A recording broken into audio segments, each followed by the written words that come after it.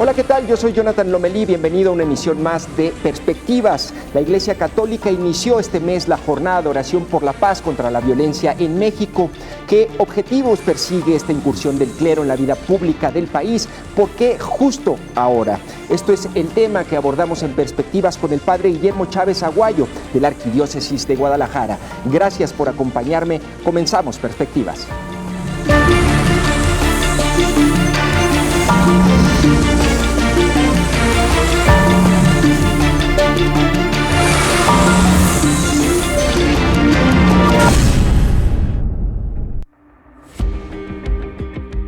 Tras el asesinato de los 2 sacerdotes jesuitas y un guía turístico en la Sierra Tarahumara, la Iglesia Católica convocó a la jornada de oración por la paz durante este mes. La estrategia consiste en buscar el camino hacia la pacificación del país al hablar de los asesinatos, desapariciones y la violencia en México durante misas y oraciones comunitarias.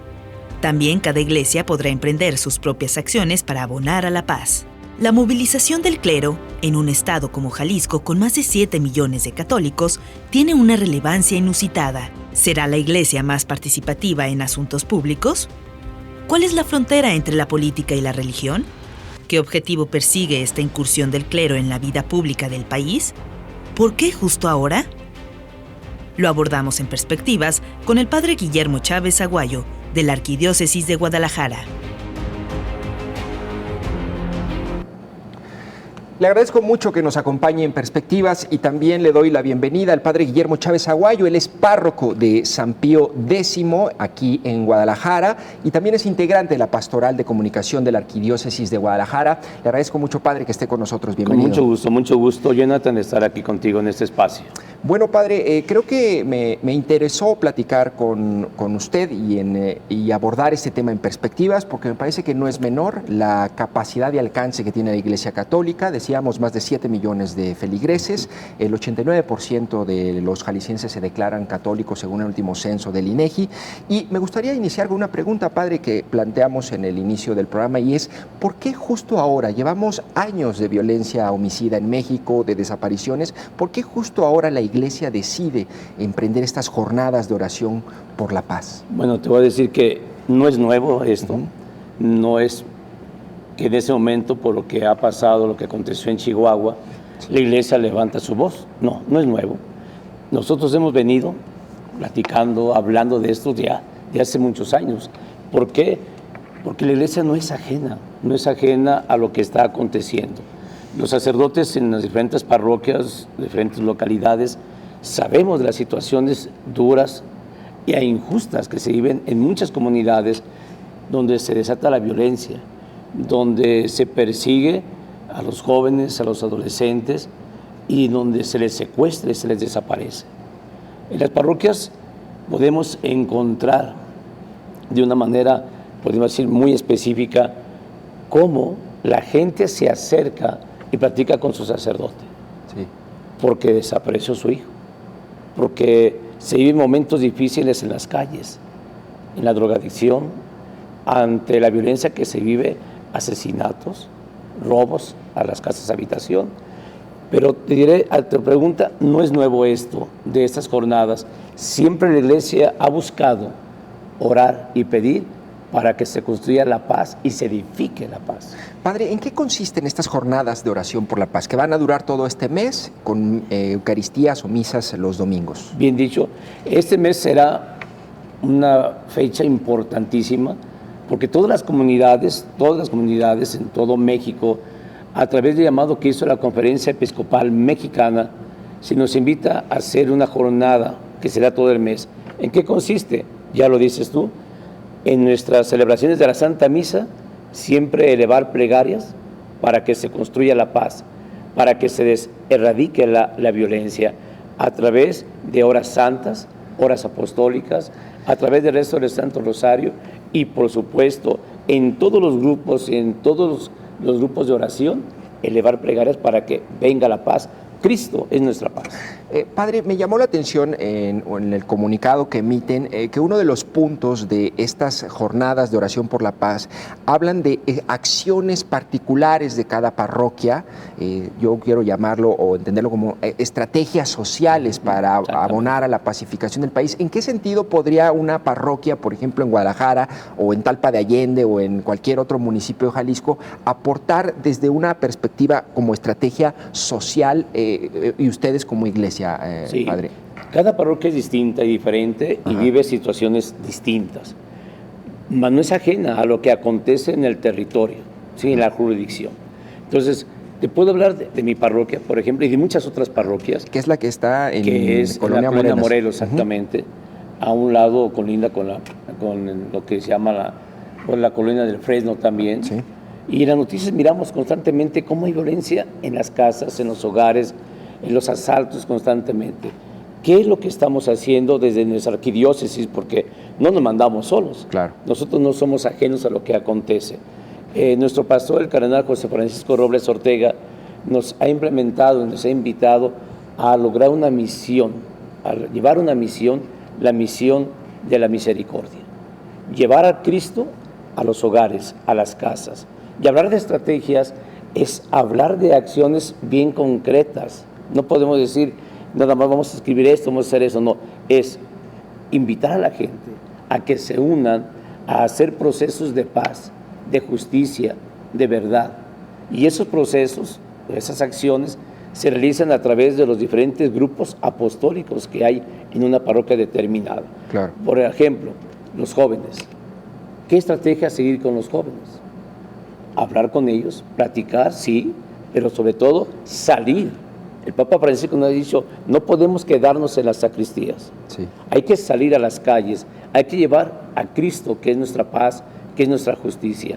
Y es hablar como un profeta de lo que está mal, anunciar y denunciar. Padre, por ejemplo, ¿usted en qué nota las manifestaciones de violencia, por ejemplo, en su parroquia, ¿no? Es decir, ¿qué hechos o diálogos se manifiesta este fenómeno de la violencia?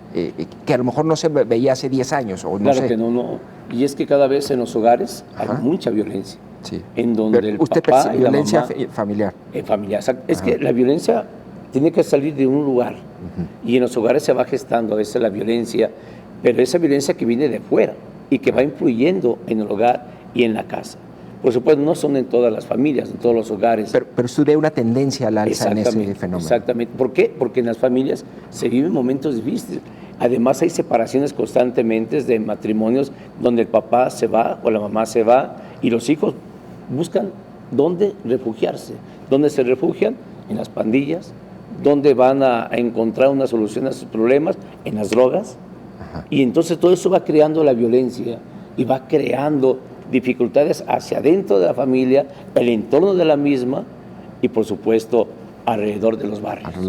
Padre, y sobre lo que usted percibe de la comunidad, pero en términos generales en todo Jalisco, ¿usted podría identificar o podría decirnos en qué municipios es en donde perciben ustedes como párrocos o como iglesia más problemas vinculados a la violencia y a las desapariciones, al crimen organizado, los homicidios? ¿En qué zonas o municipios del país?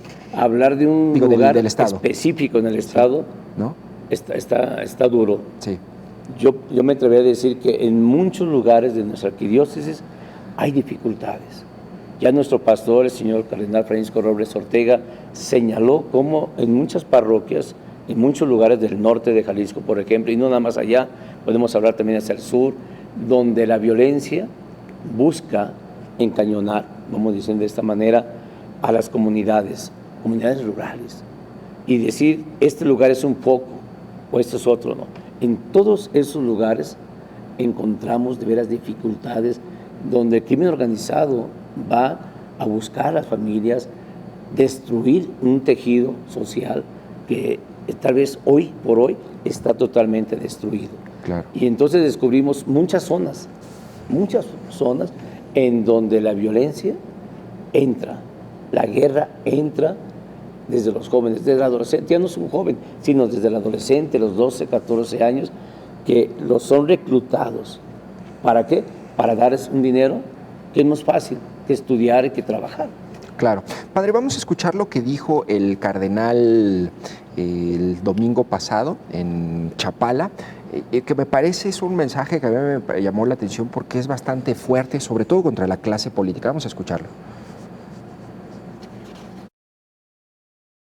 La propuesta o la invitación de la conferencia episcopal es a orar por la paz, a hacer memoria de todos los sacerdotes caídos en este clima de violencia, de todos los hombres y mujeres de distintas comunidades y estados que han caído, que están desaparecidos, que han sido secuestrados. Es pedir por todos, por todas las familias que están sufriendo esto. Bueno, allí escuchamos más bien lo que hace cuando hace el llamado el cardenal a esta jornada, a esta jornada, ¿no? Pero vamos a escuchar el video y a ver el video de la misa del domingo en donde hace este llamado a la clase política. Muchas veces quienes tienen esa misión, este encargo por la ley, por la Constitución, por el voto favorable de la ciudadanía, que tienen el deber de cuidarnos, están a veces más ocupados en cuidar su postura alcanzada o por alcanzar su postura política.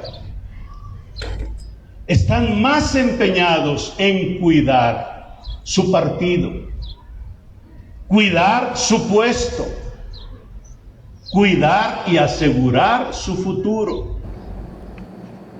Bueno, allí, digamos, es fácil la inferencia, le habla a los López Obrador, a los Alfaro, a los Samuel García, a los Ebrard, a la clase política. Pero mi pregunta allí, padre, es, allí la Iglesia, ¿cuál es la frontera entre política y religión? Es decir, la Iglesia se había mantenido hasta cierto punto respetuosa de esa línea, pero parece que está más cerca de esa frontera de hacer política, ¿no? Bueno, no es que la Iglesia esté callada, ¿no? Siempre habla, siempre ha hablado, y cuando hay una injusticia la señala. Ahora miramos cada vez más y más fuerte las situaciones de injusticias, de violencia, y que muchas veces nuestras autoridades, bien lo dice el señor cardenal, están cuidando de no golpearse, de no resbalarse, pero no atienden ciertamente el dolor de la gente que llegan a nuestras parroquias. No atienden el dolor por un hijo que fue muerto, desaparecido, por un padre de familia que dejó a su esposa con sus hijos, porque el crimen se lo llevó. Entonces, hablar de una frontera entre política y entre fe no puede ser, porque es unido. La vida y la fe tienen que estar juntas siempre, ¿verdad? Siempre. Dios no puede ser ajeno a lo que le acontece a la persona. Dios no puede ser ajeno al dolor. Dios no puede ser ajeno a las situaciones de pobreza, de injusticia y de inseguridad, porque el pueblo clama y grita y busca ayuda. De ahí que nosotros como pastores estamos llamados a ser la voz de ellos. Recuerdo San Juan Pablo II, cuando vino por primera vez aquí a México en el 79, dijo: yo quiero ser la voz de aquellos que son callados. Yo quiero ser la voz de aquellos que viven situaciones injustas y de los pobres, de los oprimidos. Padre, ¿usted recuerda esta anécdota del sacerdote en Tala que de pronto dice: a ver, traigan... Es una acción. Es una acción. ¿Eso cómo fue?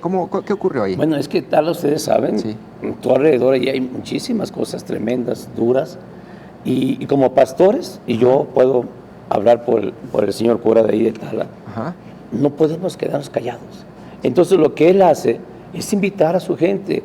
Es que queremos saber dónde están nuestros hijos, nuestras hijas desaparecidas. Y llama y traigan un retrato de sus hijos, de sus hijas, para elevar una plegaria al Señor.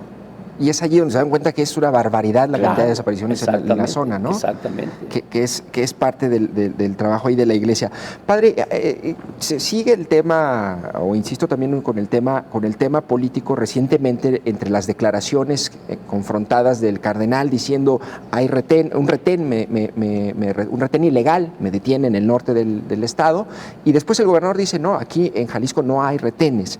¿Hay retenes ilegales o no en Jalisco de acuerdo con lo que ustedes conocen? Sí los hay. El que queramos tapar, por así decir, para decir que todo está bien, no. ¿Por qué dirá que no? Nuestra misma gente lo sabe, la gente lo sabe. En las carreteras no hay seguridad. Les roban sus vehículos, los asaltan. No entiendo el por qué querrán decir no hay nada. Sí hay. Y la gente está hablando y quiere respuestas. Claro. ¿Usted considera que hay apertura al diálogo por parte del gobierno federal a abordar este tema de la violencia? Debería de haber un diálogo de veras, ¿verdad? A veces miramos a nuestro presidente como que no se anima a hablar con las cosas que le está presentando la gente, ¿no? Entonces tiene que haber una apertura, saber escuchar, porque cuando no escuchamos, entonces aquello es algo que nomás no va a pasar nada. ¿Y es distinto con el gobierno estatal, con el gobernador Enrique Alfaro? Bueno, yo sé que el gobernador está haciendo todo su intento, su esfuerzo, su lucha, pero sí, yo creo que es importante que descubramos que podemos estar unidos, ¿no? En ese caso, las iglesias, porque no nada más la iglesia católica, sí. Todas las iglesias con nuestro gobierno tenemos que coadyuvar, tenemos que colaborar, darnos las manos. No podemos ser ajenos a lo que acontece y decir, no me toca a mí, no, a todos nos toca, ciudadanos, religiones y gobierno. ¿Usted cree que la clase política, no sé, minimiza o subestima la capacidad de acercamiento que tiene la iglesia, digamos, a nivel de piso, a nivel territorio, con la población? No creo que el gobierno nos subestime, sabe que podemos nosotros ayudar para construir, por supuesto, ¿no? Nosotros no podemos ir en contra del dolor de la gente. Nosotros no podemos ser ajenos a ellos. Y la tarea de nosotros como pastores es guiar a una comunidad y también entablar diálogo con las autoridades para practicar, oye, hay esta situación, ¿qué podemos hacer? ¿Cómo podemos colaborar? De allí que estas jornadas de oración por la paz, pues invita también a la gente y a los gobiernos también a orar con aquel que es el Señor de la paz. Otro tema que me gustaría abordar, padre, es la cohesión social o la cohesión vecinal de la gente en las distintas zonas del estado. Dígame si me equivoco, pero tengo la impresión de que hay menor participación o involucramiento de la gente en redes vecinales, hay una menor capacidad de... Tienen miedo. ¿Cómo lee usted eso? Tienen miedo de comprometerse. Sí. Pero, sin embargo, hay grupos, no solamente de iglesia, sino también de vecinos, que se reúnen y entonces, reuniéndose, ven de qué manera pueden atacar esa violencia o esa situación dura y difícil, ¿no? Pero yo percibo un miedo al compromiso. Si yo señalo esto, van a venir contra mí. Si yo digo esto, ¿sabe qué va a pasar con mi familia? Sí. Pero es miedo como por amenazas o miedo por no meterse, no comprometerte. ¿No? Una falta. Y eso debería cambiar. Debería cambiar, claro que sí. Cuando se vive la paz, cuando se vive la justicia, la verdad. Esa sería la parte de la tarea del ciudadano. La tarea, exactamente. De luchar y construir para que su comunidad, su barrio, se viva la justicia. ¿Usted ha percibido con el tiempo, yo tengo esa impresión de que cada vez se involucra menos la gente, es decir, conoces menos al vecino, participas menos en asociaciones civiles, en tareas comunitarias? ¿Es mi impresión? ¿Es correcto? No, es correcto. Si tú te fijas hoy también las nuevas formas de construir las casas en cotos, claro, en donde se encierran y no quieren saber nada del otro, porque a veces no sucede que a lo mejor al otro lado hay situación difícil, claro, violencia, Pero sí se nota eso. Ahora, y también habría que aceptar, digo, haciendo un poco de reflexión, padre, que la iglesia como tal, ¿le parece que ha perdido influencia, sobre todo en sectores jóvenes? Bueno, más que perder, yo creo que nuestros jóvenes, adolescentes, están como mirando qué hacer y cómo hacer. La iglesia nunca se ha callado y la iglesia nunca ha dicho, no quiero nada con ustedes. La cuestión es invitarlos. ¿Qué ha sido difícil? Sí, cierto. ¿Por qué? Porque tal vez nuestros jóvenes no tienen ahorita la preparación o más bien tienen otros intereses. Sí. Tenemos en nuestras parroquias, tenemos jóvenes y alcanzo a percibir ese ¿cómo puedo decirte? Esa fuerza que ellos quieren para transformar y quitar ciertas cosas que hay en sus familias, en sus hogares. Sí. Ciertamente la gran tarea, la gran promesa es ir con los jóvenes, trabajar con los jóvenes. Porque la violencia, sí, donde se suscita y a quienes más afecta es a los jóvenes. Y le comentaba que revisaba estos datos del INEGI y en todos los sectores de la población de las edades, la Iglesia Católica en los últimos 10 años aumentó el número de seguidores. Pero, sin embargo, entre 15 y 19 años disminuyó. Es decir, ese sector es en donde mayor pérdida de influencia, me da la impresión, sí, por estos datos, es donde más pérdida de influencia ha habido por parte de la iglesia, donde ya no llega a ellos.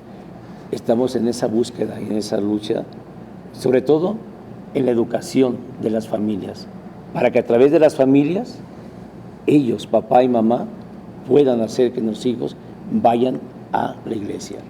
Yo sé, es muy difícil, y yo, como párroco, yo lo he visto, hay ese segmento de adolescentes buscan la rebeldía, buscan otras soluciones fáciles. Entonces, es nuestro reto. Claro. Es nuestro reto. Oiga, padre, digo, usted tiene el contacto con la gente, digamos, directa y todo. A veces me da la impresión de que nosotros como periodistas o la clase política, pues tenemos una lectura de la realidad y de la violencia hasta con ciertos lugares comunes, ¿no? Sí. Pero ¿cómo lo percibe la gente? ¿Cómo podría ayudarme a transmitir un poco qué es lo que piensa la gente, es decir, ante tantas desapariciones, los fenómenos también de cooptación de jóvenes, los asesinatos? Es decir, cuando en realidad la población mayormente tiene que estar luchando por sobrevivir con una inflación terrible, tiene que trabajar, tiene problemas, pero ¿cómo lo ven o cómo lo viven la violencia de la gente? Mucha gente enojada. Está enojada la gente. Está enojada y sobre todo dolida. Y muchas veces lo he descubierto en mucha gente también que se siente sola, se siente sola. Eso es terrible. ¿En qué sentido? Porque si van con las autoridades no les hacen caso. ¿Sí? Entonces llegan a la iglesia y platican con uno y uno tiene que darles la esperanza, uno tiene que darle la fuerza para continuar en medio de su dolor, en medio de su momento difícil que está viviendo. Necesita una esperanza para levantarse, para edificar un algo, lo poquito, lo mucho que está ganando y que de repente se lo quitan. Entonces está enojada y está buscando respuestas en nuestras autoridades y en todos aquellos que tienen algo que darles a ellos. Padre, se me acaba el tiempo lamentablemente, pero decía o leí que las jornadas de oración por la paz iban a ser también en algunos lugares emblemáticos, con oraciones comunitarias, emblemáticos por la violencia que se vive. ¿Tienen identificados algunos lugares aquí en el estado en donde pudieran, o en la ciudad, donde pudieran realizar estas oraciones? Hay muchos lugares, pero a la hora de emblemáticos se habla de, a lo mejor, catedrales, santuarios, ya, en donde podamos acercarnos a una peregrinación. Porque al final de esta jornada, no solamente vamos a pedir por la paz como lo estamos pidiendo ahorita, sí, sino vamos a pedir también, inclusive, por los victimarios, para la conversión, para que ellos regresen, de veras, que vean que están viviendo mal y que está mal eso. Hay que pedir también por ellos, por su conversión. ¿Y podríamos esperar después de esta jornada, de este mes, de la jornada de oración por la paz, una iglesia más participativa en estos temas o qué sigue? Siempre tenemos que estar participando. No podemos ser ajenos y tenemos que trabajar para construir la paz y una sociedad mejor. Nuestra arquidiócesis está trabajando en lo que se llama la misión de la misericordia, para ayudar a ir tejiendo ese tejido social que está roto, a reconstruir la unidad, la paz y la armonía. Padre, cerremos con un comentario de usted. ¿Qué es lo primero que tiene que cambiar la clase política para que esto empiece a caminar? Que sean sinceros. Que ya no digan mentiras. Y que no haya mentiras.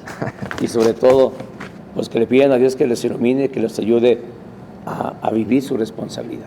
Bueno, padre, le agradezco muchísimo el padre Guillermo Chávez Aguayo, párroco de San Pío X e integrante de la pastoral de la comunicación de la Arquidiócesis de Guadalajara. Le agradezco mucho que haya estado con nosotros. Sí, interesante lo que nos comenta el padre. Yo soy Jonathan Lomelí, gracias por haberme acompañado en Perspectivas. Nos vemos en la próxima emisión.